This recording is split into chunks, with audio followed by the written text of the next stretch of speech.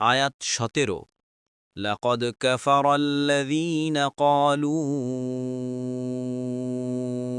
ইন্নাল্লাহা হুয়াল মাসীহু ইবনু মারইয়াম কুল ফামান ইয়ামলিকু মিনাল্লাহি শাইআন ইন আরাদা আন ইউহলিকাল মাসীহা ইবনা মারইয়াম ওয়া উম্মাহু ওয়া মান ফিল আরদি জামিআ وَلِلَّهِ مُلْكُ السَّمَاوَاتِ وَالْأَرْضِ وَمَا بَيْنَهُمَا يَخْلُقُ مَا يَشَاءُ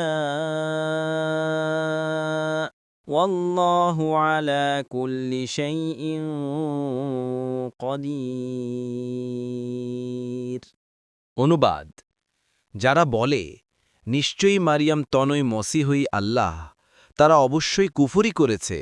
বলুন, আল্লাহ যদি মারিয়াম তনে মসিহ, তার মাতা এবং দুনিয়ার সকলকে ধ্বংস করতে ইচ্ছে করেন, তবে তাকে বাধা দেবার শক্তি কার আছে?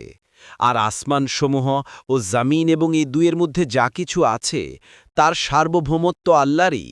তিনি যা ইচ্ছে সৃষ্টি করেন এবং আল্লাহ সব কিছুর উপর ক্ষমতাবান। 1 নম্বর ফুটনোটের বিবরণ।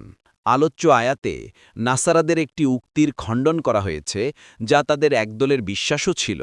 অর্থাৎ তাদের একদলের বিশ্বাস ছিল যে ঈসা মাসিহ হুবহু আল্লাহ।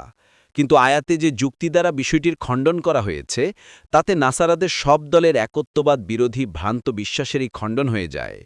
তা মসিহ আলাইহিসসালামের আল্লাহর সন্তান হওয়া সংক্রান্ত বিশ্বাসী হোক, অথবা 3 ইলাহ অন্যতম ইলাহ হওয়ার বিশ্বাসী হোক।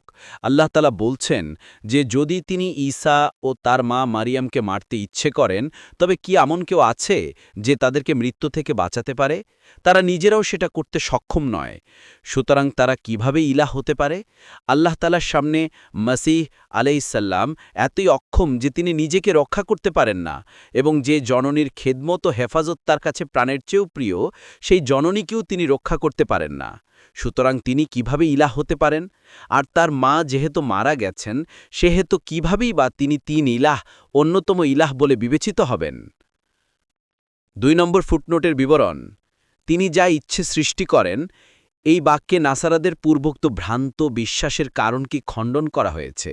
কেননা মাসিহকে আল্লাহ মনে করার আসল কারণ তাদের মতে এই ছিল যে তিনি জগতের সাধারণ নিয়মের বিপরীতে পিতা ছাড়া শুধুমাত্র মায়ের গর্ভ থেকে জন্মগ্রহণ করেছেন। তিনি মানুষ হলে নিয়ম অনুযায়ী পিতামাতা উভয়ের মাধ্যমে জন্মগ্রহণ করতেন।